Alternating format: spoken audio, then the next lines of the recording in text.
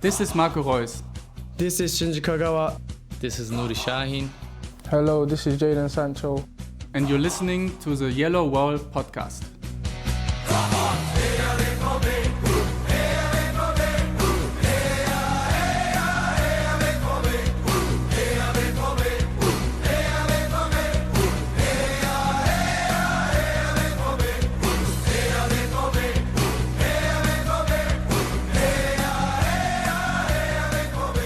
Hello and welcome to episode 483 of the Yellow Wall Pod as we embark on season 12 of the show. I'm your host Stefan Butzko, and today we will talk about Borussia Dortmund signing Waldemar, Anton and Serhou Guirassy, why transfers still need to happen, and of course we will also talk about our first impressions of Nuri Sahin as new head coach. For all that and more, joins me Lars Perlman. Hello Lars, how are you doing? Hello Stefan, I'm furiously trying to remember the how manyth season of myself on this podcast is this. I'm not entirely sure. I think I started in the Tuchel era. That sounds about right. So, 7, 8, something like that. So it's been a while. It's been a while, yeah. I'm glad you were with us, Lars. Still, after all this time, you haven't. Yes, having just turned 35, I'm basically in the grave already. Which you will find out, Stefan, in December, if I'm not mistaken. Yes, correctly. If I make it this far, because yesterday I had a little episode with my peanut allergy where I ended up in the hospital and had to endure, if that's the right word, the American health system. So yeah, anyway, $250 later, I survived. Anyway, don't eat burritos with mole sauce. There might be peanut in there. Tested it for you all. So that's the service you get after 12 seasons. No, obviously I'm fine and healthy and everything is well now. And with that, it is time to talk about Borussia Dortmund and their off season. And Borussia Dortmund have made a couple of signings from VfB Stuttgart and of course introduced the away kit with the so-called Brustring to make them feel as much as home as possible. Lars, Waldemar Anton obviously is in part maybe a replacement for Mats Hummels, and as you just noted before we started recording, we haven't actually talked about Mats Hummels leaving Borussia Dortmund in the last episode. So maybe we'll start with him before we talk about Anton. But I think this is a context that offers itself for that. So, Lars, what do you make of Mats Hummels departing Borussia Dortmund before we talk about Anton? I'm almost certain we talked about it in terms of it likely to happen. It's being about to happen or whatever, yeah. Because basically the writing was on the wall. I mean, we talked a bit about the infamous interview in which he basically eviscerated the coaching style, if we want to call it that, of Edin Terzic ahead of the Champions League final. Obviously, Hummels played incredibly well in that game, so I think that's contributed to it not being made more of a big deal, which it absolutely would have been if, Dortmund had been beaten 4-0 by Real Madrid and Hummels being at fault for 3 of those goals or whatever, because then it would have been, lack of professionalism, if that's even a word. Yes. It's probably on this podcast. It is also in the English language. Okay, fair enough. Nobody really was surprised, I think. Even if we look back to the final Bundesliga game of the season against Darmstadt, when Marco Reus made his tour of honor around the stadium, and Hummels was sitting with his back to a goalpost, basically soaking it all in. That didn't look like a player who was going to sign a new contract in the next, 10 days or so. So I think we all kind of expected this. It's a shame that it ended in a bit of, animosity or, just with a bit of a sour taste, because obviously Hummels, despite going to Bayern for 3 years, which I'm sure a lot of people will count against him, I would argue has been an incredible servant of the club. I think there's a very good case to be made that he's actually the best player Dortmund have ever had, considering, the peak of his career being at Dortmund and even the frankly magical season he pulled out of nowhere in the Champions League last year. I don't think anybody really thought he had that left in him. I don't know if he himself thought that, to be quite honest. So, but I think this is one of these instances where, 3 years down the line, will people really remember that Hummels left with a bit of a sour taste in the mouth, or will people remember that he was a very important, very good, if not elite player for the majority of, 12 years also for him? If we take away the 3 years at Bayern, or maybe 12 and a half or whatever. I mean, there can be no debating, even if you don't like his personality perhaps or whatever, that Mats Hummels is one of the all-time great Borussia Dortmund players, and it's impossible to believe that will not have an effect, or his leaving will not have an effect, both in sporting terms, but especially just in terms of his profile, stature, leadership, all that stuff. Those are big shoes to fill, but if we turn it around to Anton in a minute or so, I think that was a pretty good approximation given, Dortmund's market situation, the market situation itself, Dortmund's ability to sign someone. I think they made a pretty decent effort in replacing someone who is ultimately probably unreplaceable. Yeah, I have to agree with that. To me, Mats Hummels is an icon of German football or world football. Sorry, my American slang is coming through it a little bit. World football in general, I think he's just one of the best defenders to ever do it. And so, to me, it is quite sad because I also think he would have had one more good season at least in him, considering how well his style of play aged and how integral he was to the Champions League run, and the amount of epic blocks and also just his distribution really helped Dortmund to make a run to the Champions League final, and once again underscored what a magnificent player he is. And yes, I will obviously miss the outside of the boot passes, but also just the general approach of him. I don't want to say inventing a modern defender, but certainly contributing to this role of anticipating quite early, moving the line early and killing plays that way. Obviously doesn't always work out for him, and then there are some goals Dortmund conceded because Mats Hummels left the line prematurely, but overall I think as you said, just in terms of personality and status at Borussia Dortmund, to me he will be forever perceived as a Dortmund legend. There were a few people who saw it differently because of how he ended terms here, and the interview is probably one of the reasons, but I personally think it's a little bit bigger than that, and I don't know, I'm not really making too much of how things ended. Obviously Mats Hummels does deserve a big farewell. Maybe not as big as Marco Reus's, but still, it's a bit sad that it didn't exactly end like this, as you would hope. But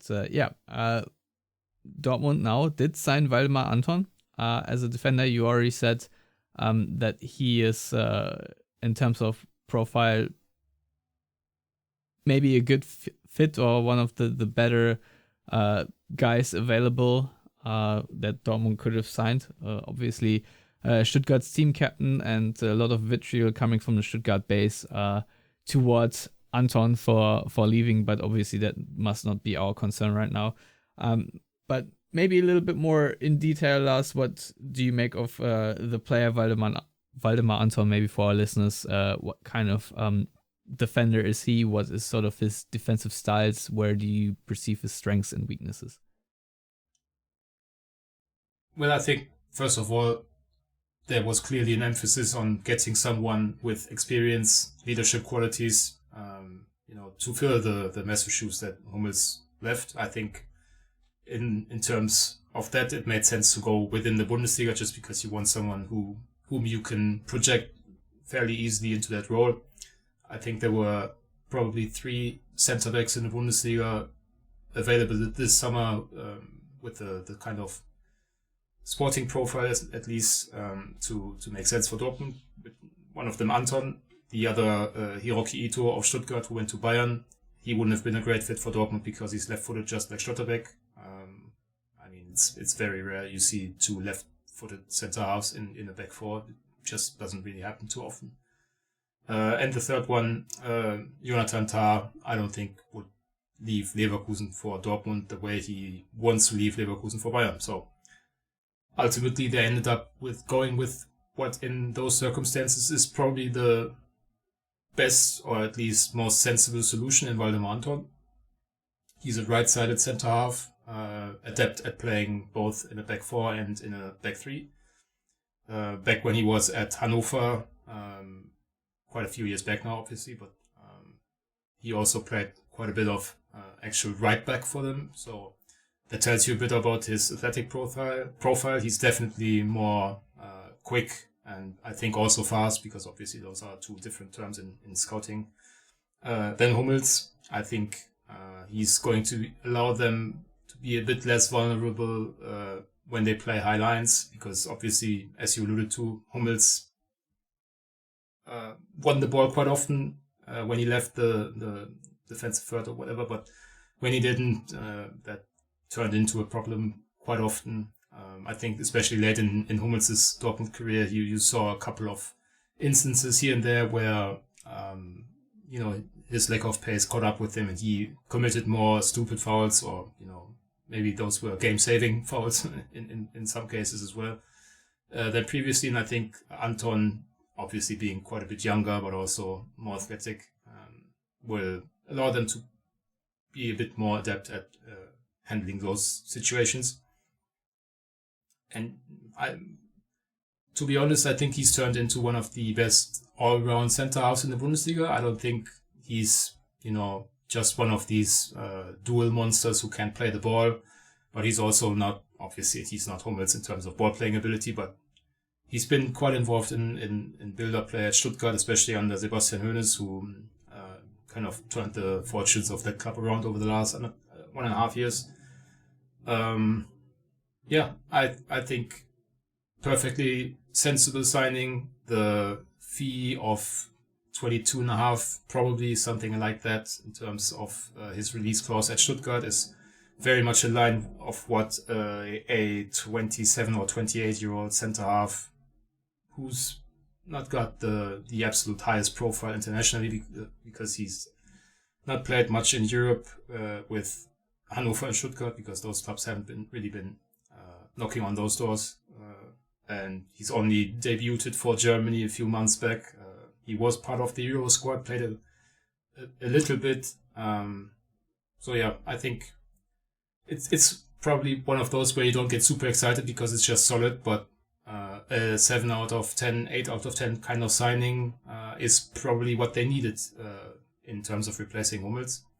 And then maybe further down the line, you try to find someone who can elevate that even a little bit more, be that guy next to Schlotterbeck, or perhaps, if Schlotterbeck continues to develop, he might fancy a move somewhere else eventually. Maybe you need someone with a higher ceiling to replace him, who's to say, but yeah, just super solid signing, leadership qualities, German international, and if we want to think about it in old Bayern terms, it probably doesn't hurt to take Stuttgart's captain away. Yeah, I mean, in a certain sense, that is exactly what Dortmund are doing to Stuttgart. But yeah, he has signed a contract till 2028, and as you just said, he is currently 27 years old, which is something that I personally appreciate, because when it comes to center backs and to strikers, I personally prefer signing someone that's in a bit more advanced age, because I think these are two key positions where age is necessary. However, not always, of course, but I do think the experience of players usually helps, especially strikers, I find, because they just have better knack for goal and reading situations and whatnot. But it's obviously a sport, and you can't really generalize that much into that. Now, we did see Niklas Süle return from his vacation in apparently excellent shape, has been very publicly praised by Hans-Joachim Watzke for that. Do you think that Süle and Schlotterbeck is going to be the starting center-back pairing going into the season, or do you think that Anton is going to be a starting center-back, maybe even alongside them in the back three, or do you think it's going to be a different formation? I mean, I've seen quite a few people suggest back threes, which, I mean, where are the center halves for that? I mean, they have 3 right now, plus Soumaïla Koulibaly, but he's off either to Real Betis or somewhere else. I don't think he's featuring in their plans any longer. And then, I mean, if you play a back 3 and your backup options are then Bensebaini, who's basically more of a left back, Emre Can, who's definitely more of a defensive midfielder, and I don't know, Julian Riazon, who's a right back. I mean, they've all played center half, but I don't think when you have only 3 bona fide center halves in your squad, you can basically afford yourself the luxury of playing all of them at the same time, every time. I mean, obviously there might be a game here and there, especially given that Anton and Süle can both play at fullback as well, and even Schlotterbeck has done that for Germany, even though he probably would like to forget those games. I think you don't sign someone away from a Champions League side who's been their captain to put him on the bench. I think the clear expectation from everyone involved is Schlotterbeck and Anton will play most of the games, but obviously if a somewhat trimmed down version of Niklas Süle, scuppers those plans, that's arguably a good problem to have. I would just like to add that I find it a little bit ridiculous that Niklas Süle is getting so much praise publicly from the club for basically behaving like a professional for once. I mean, I myself struggle quite a bit with weight issues and all that stuff, fluctuating quite a bit. But I mean, I'm not being paid 14 million euros a year or whatever to maintain a physical shape that lends itself to playing professional football. So I don't know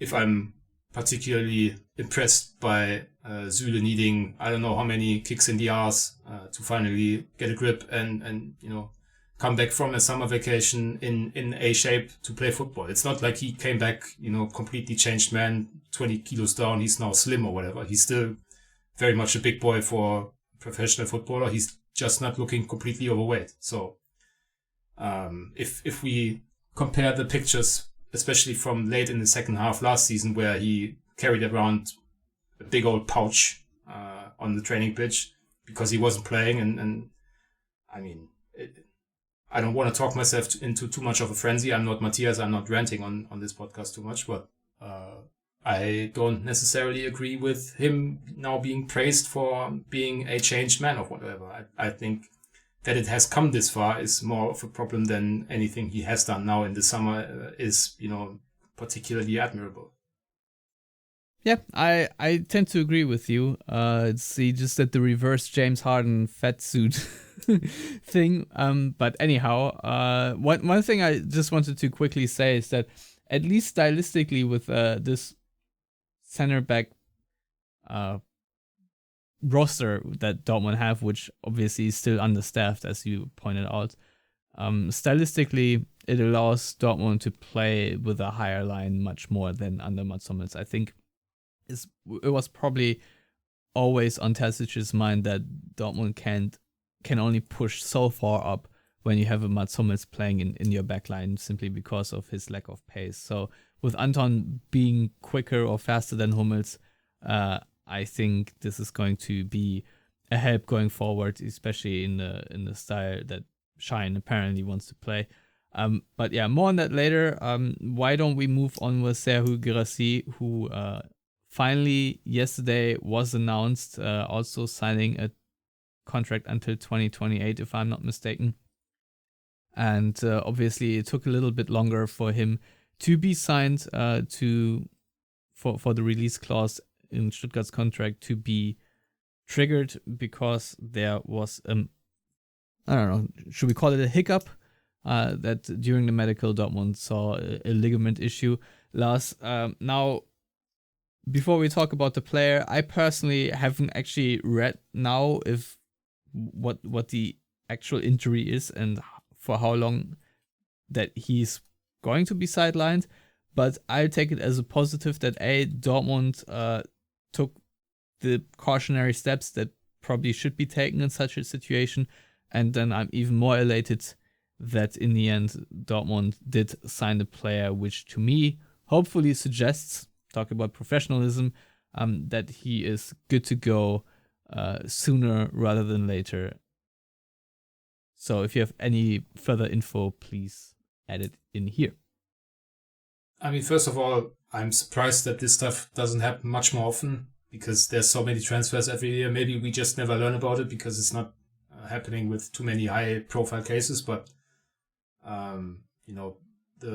the injury for Guirassy, as you mentioned, a ligament issue in his knee. Apparently, he picked it up on international duty for Guinea while misplacing a bicycle kick in the last minute of a game against, I already forgot, Mozambique, I think. Might have been one of these rather small African nations who are not very likely to feature at a World Cup or whatever. It's just so typical of Dortmund players getting injured in stoppage time of some international game. And they ended up losing. But at that point, he was still at Stuttgart, obviously. There's a lot of talk about, did he try to mislead Dortmund by not disclosing his injury, or did he just not notice? Because from what we've seen, he moves around just fine. He doesn't look labored or whatever. So I think there's at least a chance that he really never noticed that he's got a ligament issue in his knee, and then obviously that makes it the surprise during the routine checkup, which, as it turns out, isn't always routine. I definitely agree with you that it's a positive sign that they didn't just say, well, let's go for it regardless. I mean, there was a real chance that he might need surgery, and that would have put the timetable for his return to the pitch into a window in which I don't think they would have been comfortable signing him on a fairly large 4-year contract. So they took their time. They found out that they can treat it conservatively. He's not going to go to the on the Asia trip, which starts basically as at the time of recording. He's going to stay in Dortmund, work on his fitness with physios and whatever private coaches or whatever he has. And when they announced the signing on Thursday, they all said that there's a timetable in place that will allow him to play reasonably soon or whatever, but nobody actually put a number or date on it.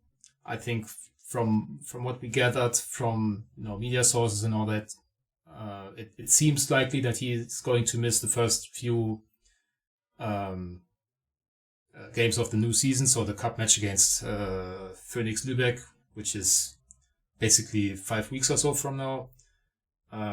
Also maybe the first 2 matches of the Bundesliga season. Then there's already an international break in September. So I think the third game of the season after an international break, that to me and from all I have read so far, seems like the most obvious place for him to come back to the team. But obviously anything earlier than that would be quite useful, because I rate Serhou Guirassy very highly. I think he's been signed clearly to be their number 1 striker. So anytime he can spend getting to know the teammates outside of Waldemar, Anton, whom he already knows, obviously, getting on a good understanding with Daniel Mahler and Karim Adeyemi, Julian Brandt, you name them, I think that would be a good thing. But obviously when you sign a player for 4 years, if he misses 3 or 4 or 5 games at the start of the season, I think that's something you can live with. And ultimately it's the kind of injury that I can basically guarantee you someone at Dortmund is going to pick up over the summer, because that's just what happens in football. So it's not like I just shortly I saw a lot of people say, oh, he's Sebastian Aller 2.0 or whatever. That's almost distasteful to me, because obviously Aller didn't have any sort of football injury. He had goddamn cancer. So and nobody at Dortmund could have predicted that sort of thing. I think you can strike the almost. It is fucking distasteful to me. Yeah, so I think that's that on Guirassy, and we can look at the sporting side, because I think there's huge upside there. Well, Lars, if I look at his goal production, when he started for Cologne in 2016-17, it was 0 goals. The next season, 4 goals, then 2 goals in the second division. When he then switched back to Amiens, it was 3 gols, 9, 1, 10, 9, 0.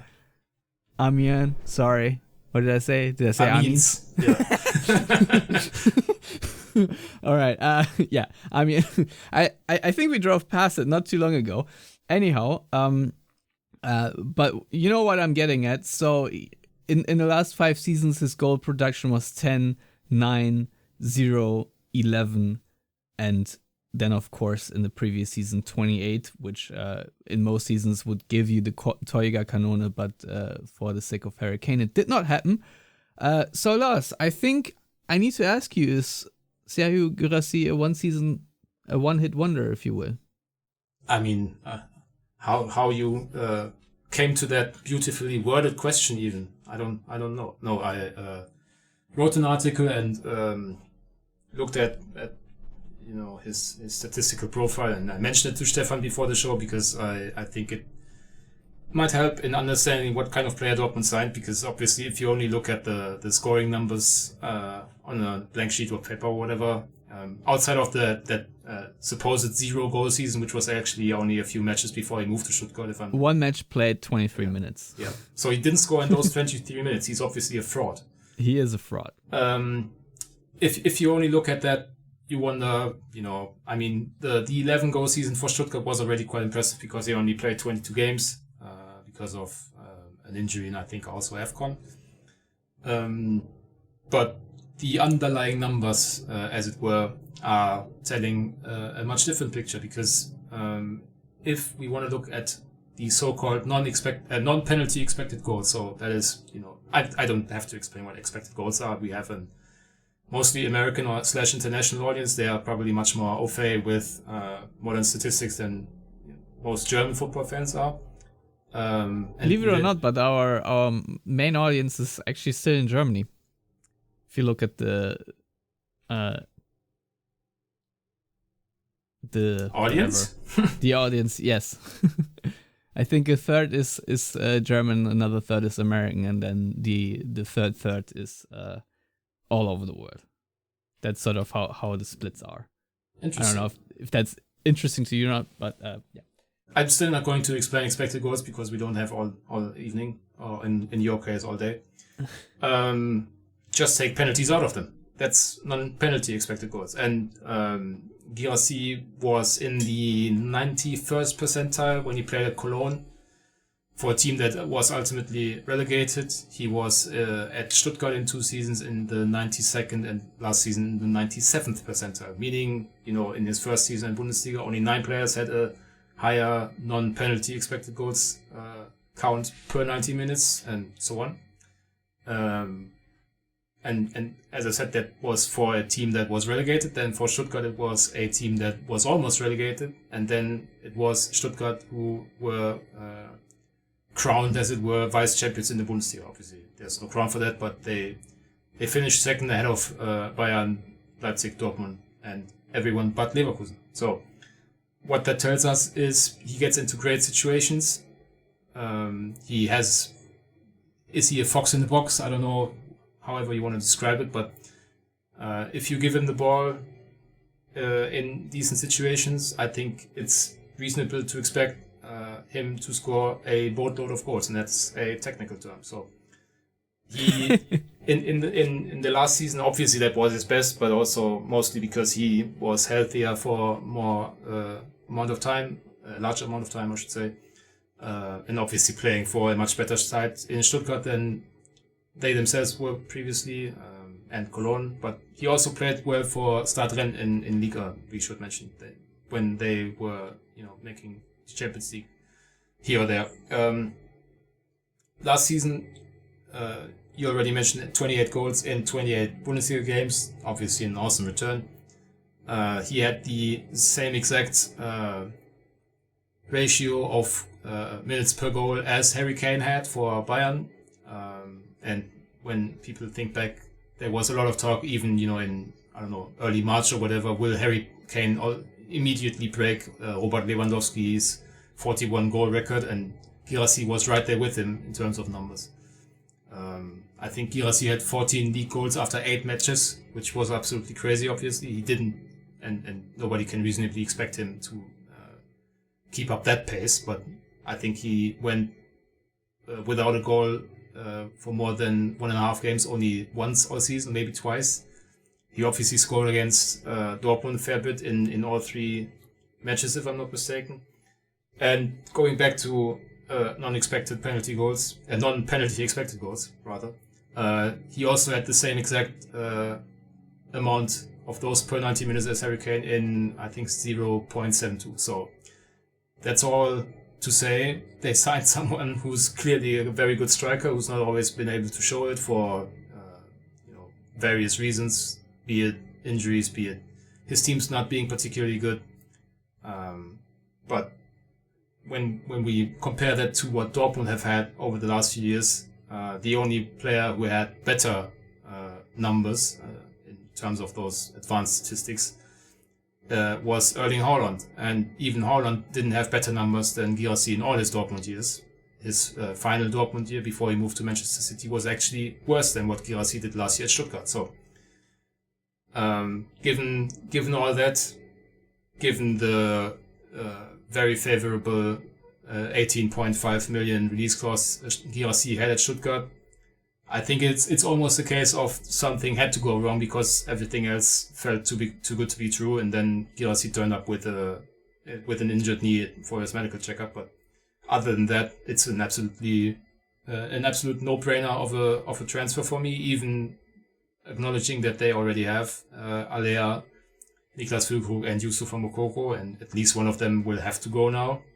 I think it still makes perfect sense because they were okay last season with Füllkrug mostly bearing the load, Alea and Moukoko chipping him in a little bit, but you should always look for even the marginal gains, and I think Guirassy, as new starting striker, is much more than a marginal gain.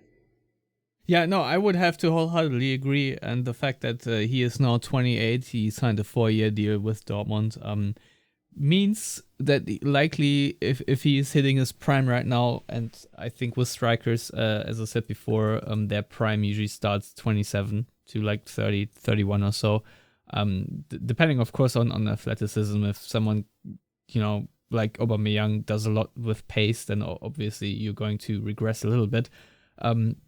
But I think that he is going to be transformational for Dortmund just because, if he can stay healthy, that is maybe the only concern I have with Guirassy, that he is a bit injury prone too, and that he might miss stints, even important stints of the season. But nevertheless, I think he is an amazing striker. I love how he links up with his teammates, so he is not just a finisher. He also likes to set up his teammates. Obviously, he only had 3 assists in the last season. Once again, shout out to our friends from FB Ref and of course Adam.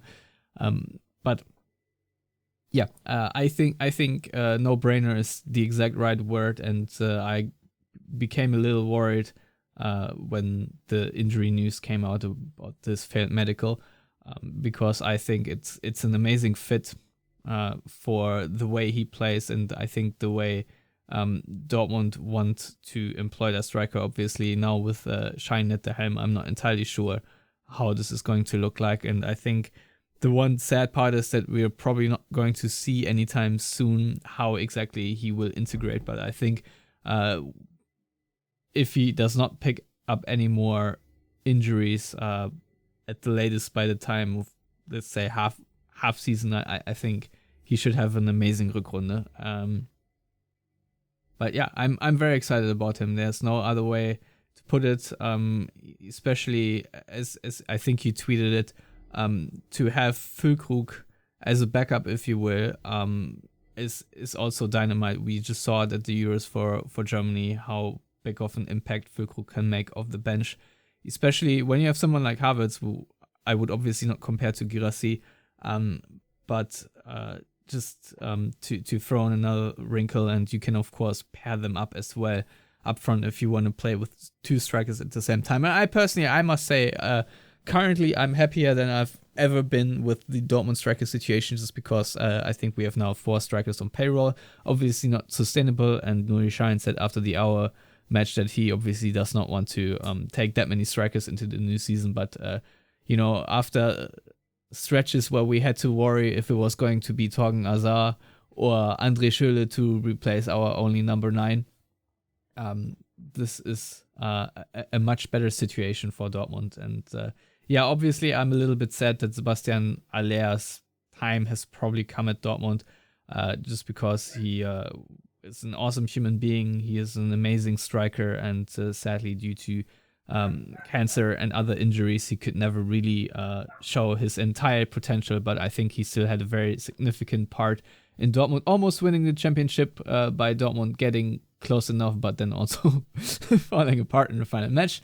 But nevertheless, I think what I also like about Guirassy is his back, as the kids say, his finishing repertoire, just because I think he has just a lot of different skills to put the ball in the back of the net. He is strong in the air, which is a very nice thing to have for a striker that is so good with his feet, because he can score from a lot of different ranges, and such a dynamic guy that I'm really intrigued to see how Dortmund's midfielders utilize him, because from what I've seen in Stuttgart is that he just really does know how to time a run, and something that I really appreciate. So long story short, I'm very excited about Guirassy. You are very excited about Guirassy, and from there I think we can move on to a few different subjects. Lars, I don't know how much you've read and heard from Nuri Sahin so far.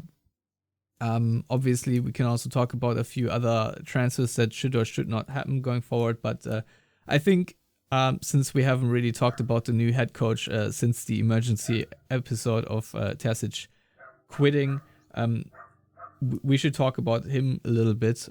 So what are your first and early impressions, warranted that Dortmund did not have news conference to introduce him, which is something that does not sit well with me, but be it as it may, what are your early impressions of Nuri Sahin, as he said himself, the youngest head coach in the Bundesliga right now, being 35 years old? I'm not sure I have too many thoughts, to be honest, because everything so far, they've been in training for 8 days or so. They've played 2 games, but one of them against a ragtag group of amateurs, and the other against Erzgebirge Aue, who will start their season 3 weeks ahead of Dortmund in the 3rd division. So yeah, I'm talking more about sort of his communication, the vibe you're getting from him. Yeah, but it's not like we're getting unfiltered, complete access to whatever they do on the training pitch, right? I mean, you get these polished, produced videos of him that I think they're clearly going for that Alonso vibe from last season. Great communicator, but also someone who could probably still play a bit, or at least ping some passes. I saw Lukas Piszczek in a training kit, and for a second I thought we re-signed him. Yeah, that was actually my first thought when the first training session of the season was live streamed on YouTube, and Piszczek came on the pitch, and I said, hey, give him a contract, move Rias on the left, Bosch. I mean, that's job done. Don't need to worry about transfers at left back or right back, but obviously that's not going to happen, unfortunately. Or I would rather say fortunately, because obviously if they had to put him back on the field, something would have to go very, very wrong. I struggle this early in the season, as you said. No single real news conference, only a few media talks after these 2 reasonably pointless games, because obviously everyone who played for their country at the Copa America or the Euros hasn't been or isn't back yet. There's no new signing in those games, or hasn't been able to take part because obviously Waldemar Anton is on holiday and Guirassy only signed now and wouldn't be able to play anyway. So I never put too much stock into, the first couple of weeks of preseason anyway, and now especially not.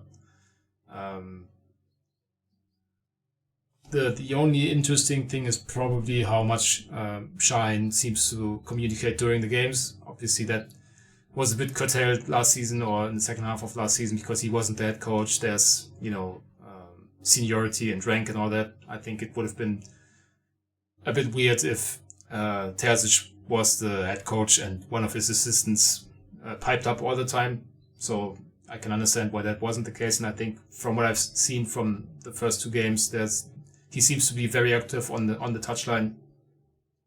I don't know if that's in itself newsworthy or anything, or if that's in itself a positive or whatever, but it's something that I seem to have noticed because, quite frankly, otherwise I'm struggling to notice too much because, as I said, it's most of what we're getting right now is produced or, at least selected to portray a certain image, which is absolutely fine. That's what, club media is for, but it's not, real football that is going to shape my opinion in any way, going forward to his first season.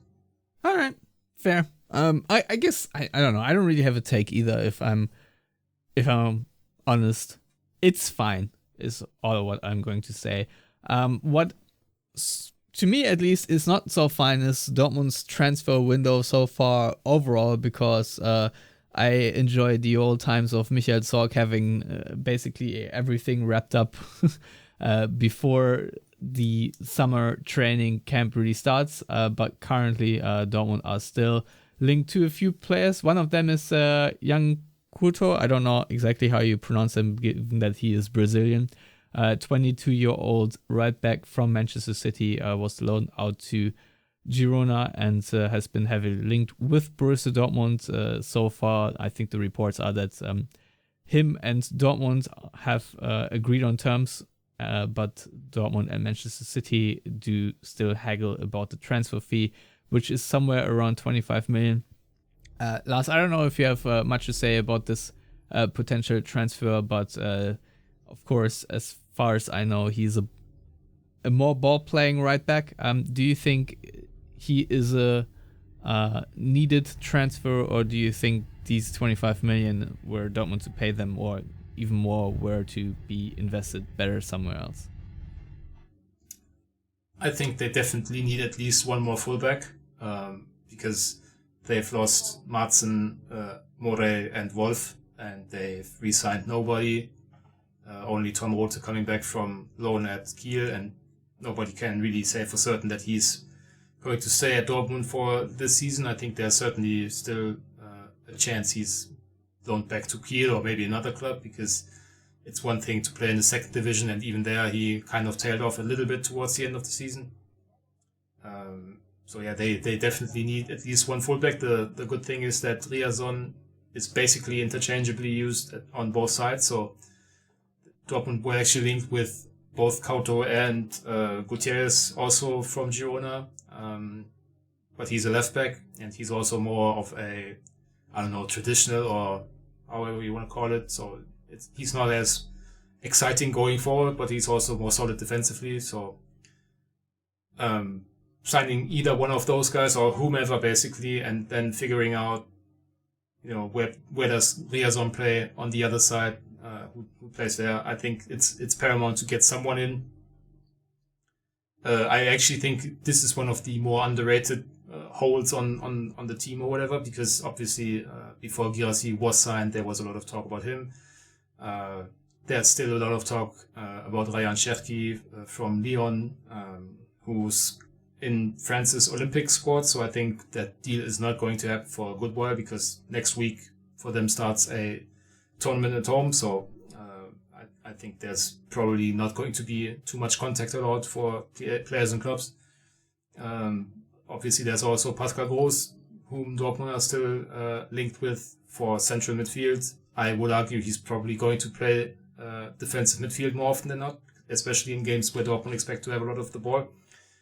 But yeah, I think if right now, if Dortmund's coffers are so depleted or whatever, I don't think they necessarily are, but if Dortmund can only make one more signing or high profile signing, I think it would have to be a fullback, preferably a right-sided one. And then, as I said, you can figure out, do you play Benzebaini or Otto, or do you just play the new right back and Riazon going back on the left? Yeah, if you look at the squad right now, you obviously said the fullback position is a big issue, and I very much agree with you. I mean, we need more defenders in general. I do think just having 3 viable center back options is nothing that's going to work in the long term. Last season was already really problematic, and I think you could say had Dortmund more center backs in the previous seasons before that, they probably would have won the championship. Anyway, yeah, but if you look at the squad, my main position that Dortmund need to upgrade in my book is still the number 8. I don't know if Pascal Groß is going to be making a big change, a big impact, and it's a player that Dortmund need right now. Just can't assess that because I am honest, I just don't watch Brighton. So I have no idea what his qualities really are and whether he is going to be a solid option or not. But given how Salih Özcan has played or developed rather, I think Dortmund do need to bolster that position too. And yeah, as far as attacking midfield goes, I think Dortmund are okay-ish in that position. Question marks obviously around Gio Reyna, what his future will be. Will he just be reintegrated in the Dortmund squad, or will Dortmund try to sell him? I'm not entirely sure what the status is there. And obviously the other problem that Dortmund have is that the young hopefuls, if you will, of Bino Gittens and I'm blanking right now. Duranville, thank you. It's just riddled with injury problems, so who knows what's going to happen there. Daniel Malen and Adeyemi are both linked with moves away from Dortmund, which are heating up and cooling down every now and then, so I'm not entirely sure what's happening there. I don't know if Adeyemi is going to join Juventus or Malen is going to join Chelsea, or I don't even know what the rumors really are. Might have just gotten it mixed up. But anyway, Lars, what do you think? I mean, we figured out the striker position to a certain extent because Alea is obviously still on the team. But we have at least made the most important signing for that position, if you will. But what do you want to see in our attacking midfield if you and I think we can include Gio Reyna in that discussion. If you were the sporting director of Dortmund, what kind of moves would you make? Who would you maybe rid from the squad and so on? I mean, if I'm the sporting director of Dortmund, I think Gio Reyna is a happy man because I rate him quite highly and have done so for years. Arguably rated him more highly than Dortmund have themselves because they sent him on this very much ill-conceived loan to Nottingham late last season or late in January, which entirely predictably went completely wrong because he barely played, which was to nobody's surprise. I still don't understand why that happened from either of the parties involved. It just didn't make sense at the time and was proved to be basically a lost half season for him, which is obviously also not something that contributes to his market value going up. I think right now, if you keep him, it's probably because you don't get enough money for him. Whereas 12 months ago, you might have still gotten a fairly sizable chunk of a transfer fee. So I would keep Reyna, just try to see if a new coaching staff, maybe a couple of new methods and training and all that can get him back on his feet, because I think we all understand that there's quite a player in there somewhere, even if that hasn't been shown much over the last months and basically year plus. And the big question isn't Reyna. I think he's going to stay because there's not going to be much of a market for him. I think the big question is whether either Adeyemi or somewhat more realistically Malen is going to be sold just because they need someone to bring in quite a bit of cash. And those are the two most likely options, who one could argue don't weaken your team too much, because obviously the wingers, that's not part of the spine of the team or whatever. So that should be a position where you can switch players out a bit more easily than, say, at centre half or in defensive midfield, or in Dortmund's case, losing Kobel would be much more problematic than losing Daniel Mahal, even if those two probably are, alongside Schlotterbeck, the guys with the highest perceived market value.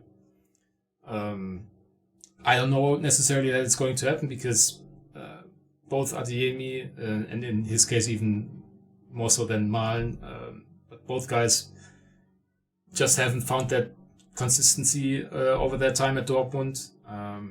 High highs, especially for Malen. I think when Malen is on, he's one of the better players in the Bundesliga. He's shown that consistently, but the problem is that those phases just don't happen too often for him, and he kind of goes missing for 10, 15, or however many matches during a season, and that's not something that a top club wants to spend the odd 40 million euros or whatever on. I think Adeyemi, the links to Juventus, that has pretty much been debunked by German media so far. And apparently Dortmund are laughing at the suggestion that Adeyemi could be had for 30 and a bit of change. And I don't know how anyone in their right minds, having watched Karim Adeyemi be quite a frustrating player over the last 2 seasons, would spend the amount of money that Dortmund apparently want for him. So I wouldn't be surprised if both of them stayed. And if everybody stays, then you still have to replace kind of Jadon Sancho, because obviously he played a big part during his loan from Manchester United at the second half of last season. So that's probably where Ryan Cherki comes in, who's a very fun player, but also struggling with consistency at Lyon. He's still very young. 20 years. Yeah, he started so early that everybody feels he's 25, 26, kind of make or break, at this point of his career. But he's so young still that maybe a change of scenery can turn him into the kind of player he can become. And if that happens at Dortmund, that's one of those transfers. Maybe you don't have an immediate role in mind for him. Maybe you just want to get a good player in there and figure things out from that.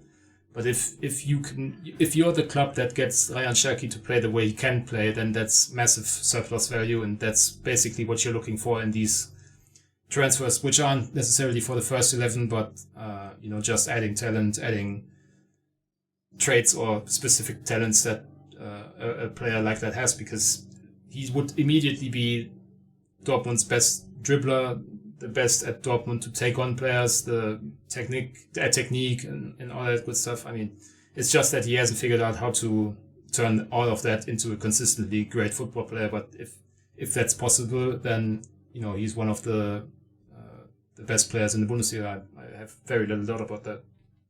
You know what? I think Dortmund need to develop a guy again to international class like Cherki.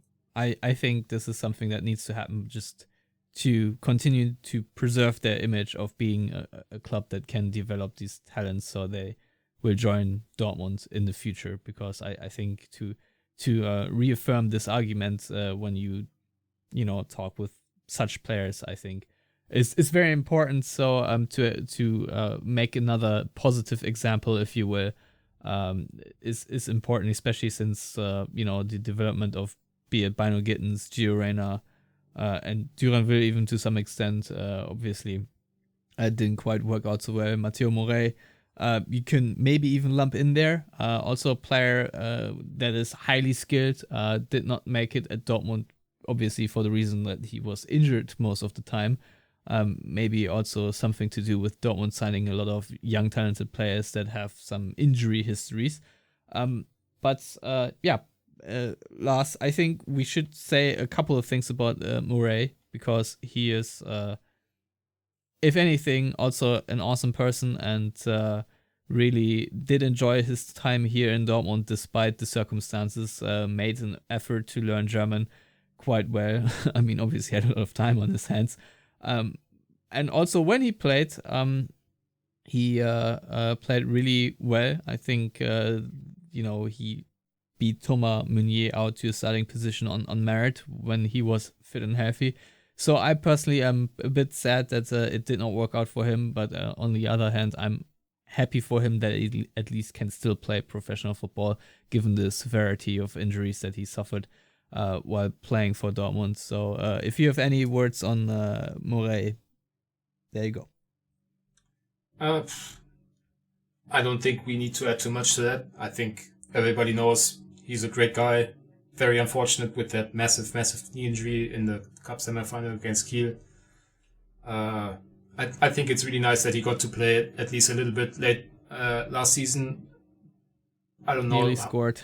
I don't know how much that contributed to him getting a contract in Spain, but it's also just a very nice story that he's going to RCD Mallorca because he's obviously from Mallorca. So he's now playing for his hometown club, or at least home island club. I don't know if from which place on Mallorca he is necessarily. I mean, it's one of these very unfortunate ones where nobody really deserves any blame because they developed him quite nicely.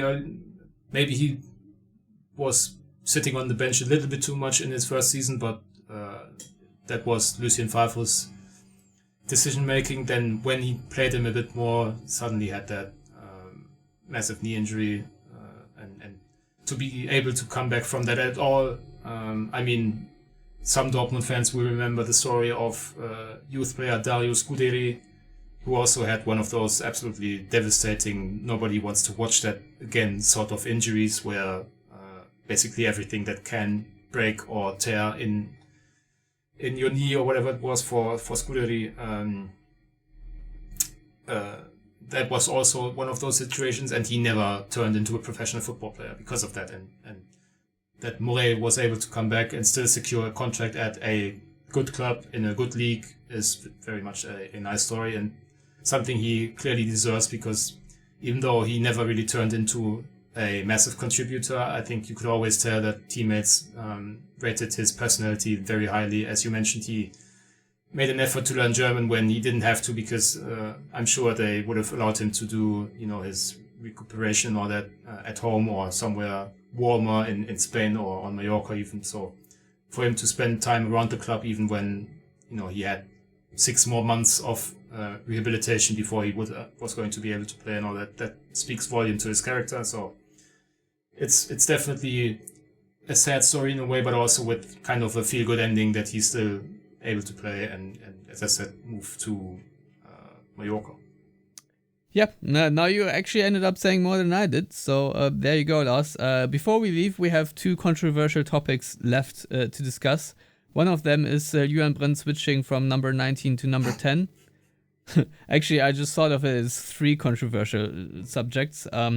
I personally don't like it, even though he is probably going to be Dortmund's number 10 and all for it. But I think if you have established yourself as number 19 for such a long time, I think it's unbecoming to make a change. I don't like these late changes. Just stick to your number and that's it.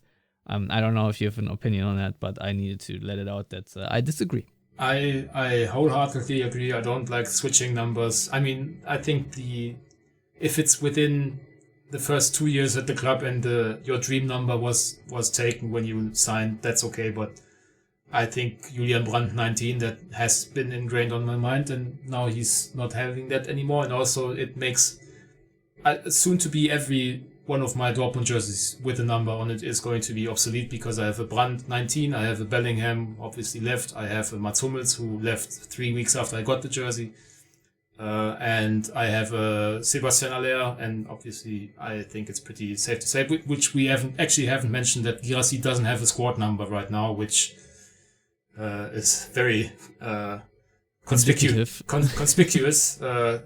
Unless you believe in massive coincidences, I think it's pretty obvious that he is trying to see whether he can get number 9 from Aller. So, yeah, I don't like it either. I think, especially if it's not a ridiculous number, like if Jamie Bino Gittens wanted to switch because he doesn't want to be 43 anymore, that's understandable. But Julian Brandt, 19, didn't look bad.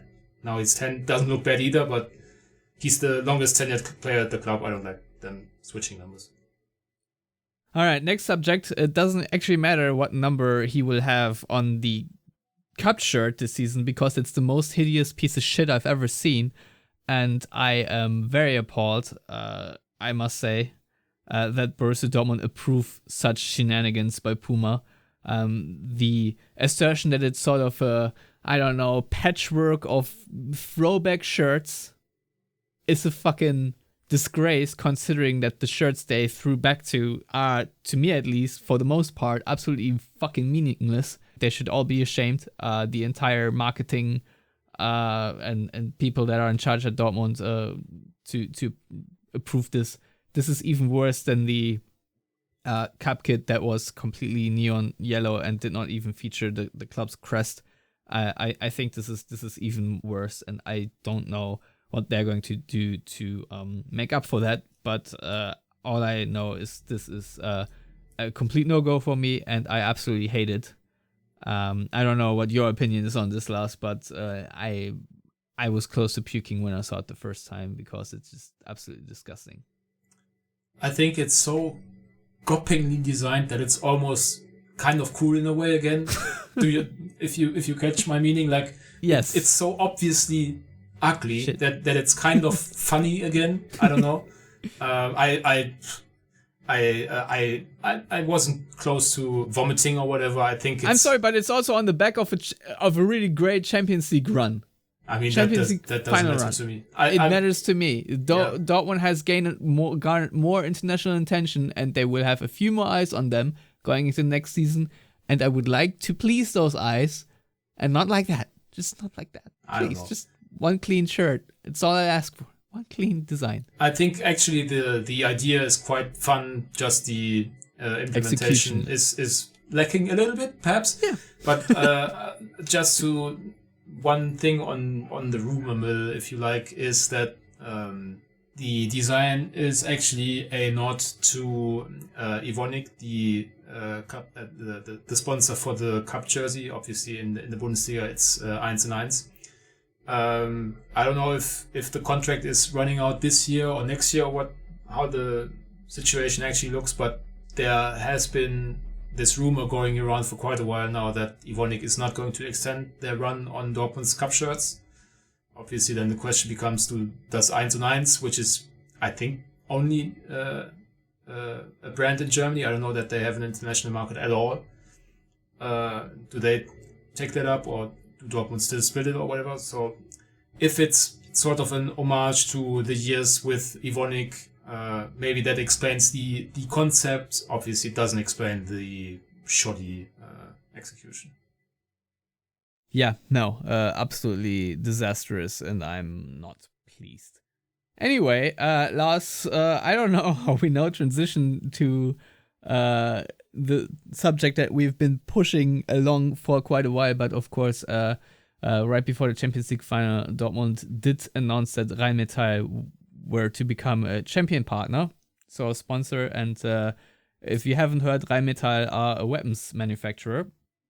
And I'll just say it straight, and I don't know what your opinion is on that subject, but I personally don't like it because I do not think Dortmund need to be sponsored by a company that creates products that are designed to kill human beings. Now, obviously, 1 and 1 do the same, just with a shoddy service, but nevertheless, I'm obviously joking.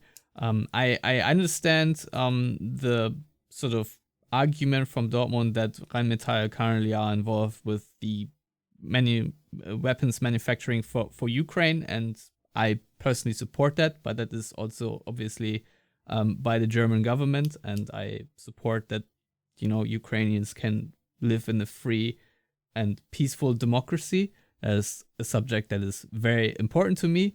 But obviously that is not the only thing Rheinmetall do, and I don't want to go too much into the entire history and their entire clientele, but just that I think it is maybe not the most morally smart thing to do for a club like Borussia Dortmund to have this sponsor. So Yeah, I don't want to go on a long soliloquy, but that is sort of my stance that I disagree with Dortmund partnering up with Rheinmetall.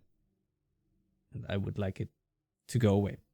Yeah, I mean, the thing that annoys me, I'm obviously also against the deal in principle. I think it's in bad taste for Dortmund to partner up with a company that profits from human struggle or the struggle for human life or devastation, war making. They are employing people that are sitting there and do nothing else than thinking about what's the best and most efficient way to kill other people, and that's maybe not something I want to be sponsored by. Yeah, and one should say that obviously, unfortunately, in our modern societies, there's a necessity for something like that to exist. Unfortunately, yes. That's not the point. I think we all agree. You already mentioned Ukraine, which is the best example because there's pretty clearly a good guy and a bad guy in that equation, which isn't always the case in international conflict, obviously. So I understand that there's a necessity for such a thing as Rheinmetall to exist and for them to get government contracts and all that stuff. Fair enough. I just don't really understand the need why Dortmund as a football club need to represent that sort of business and why, especially, and that's the most annoying part to me, is that holier than thou attitude that especially Hans-Joachim Watzke has pushed, that we want to start a dialogue and we all want our democracies to be safe, and it's an unfortunate necessity that Dortmund need to be sponsored. No, that's not the case. I mean, Rheinmetall doesn't need publicity from Dortmund to get government contracts to supply weapons to Ukraine and whomever. Obviously, there's also some people they supply weapons to that Dortmund don't want to be associated with, I'm pretty sure.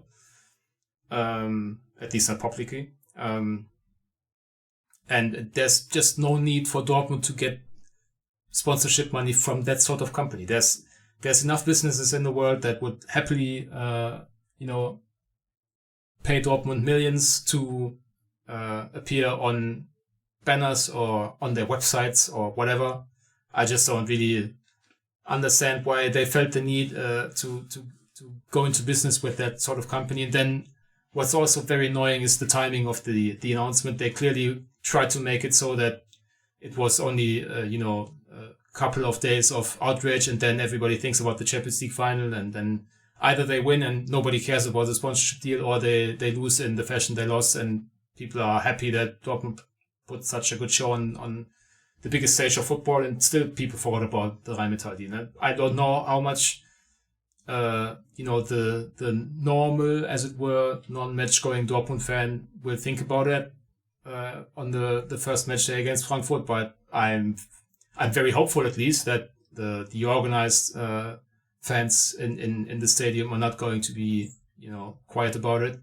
They now have had time to prepare a reaction of sorts, and I'm kind of expecting, obviously I'm not in a position to demand anything or whatever, but I'm kind of expecting a show of what the organized fans of Dortmund think about that sort of deal.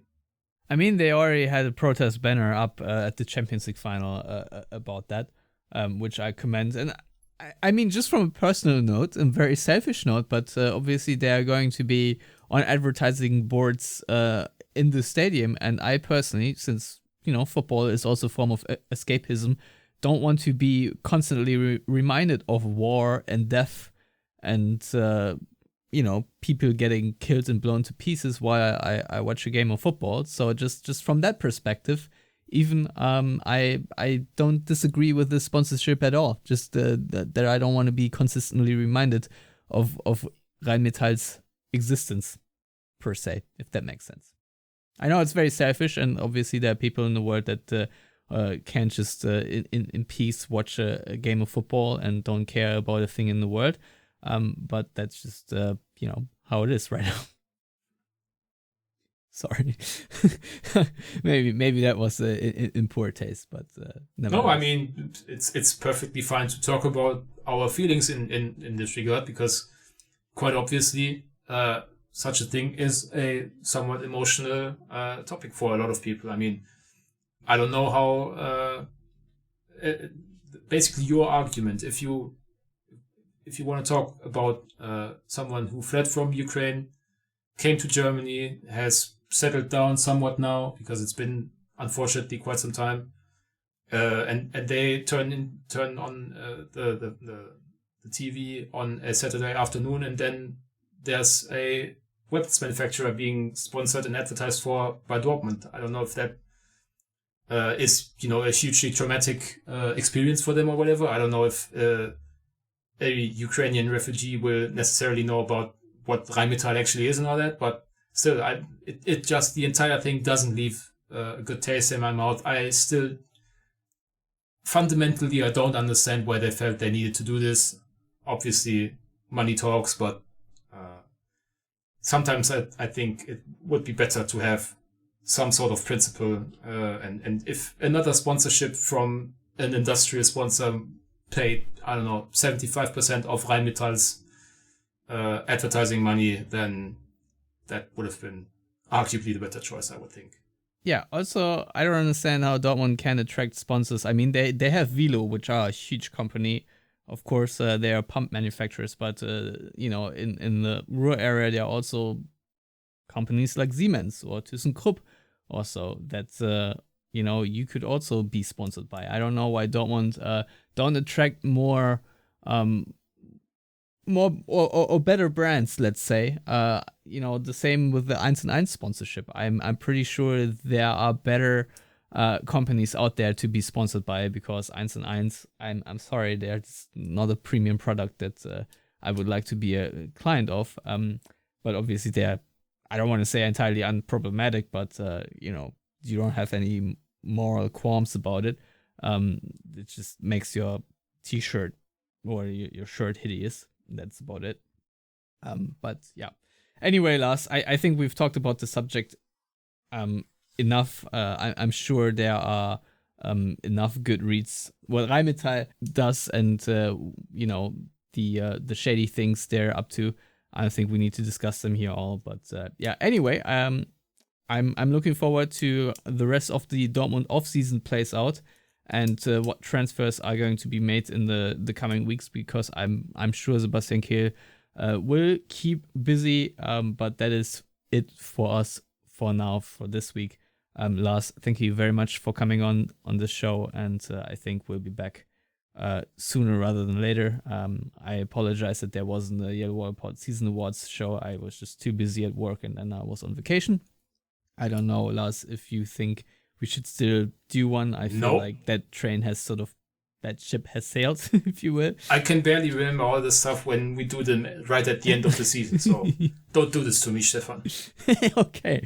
Anyway, as always, everyone out there, thank you for listening, and until soon, goodbye.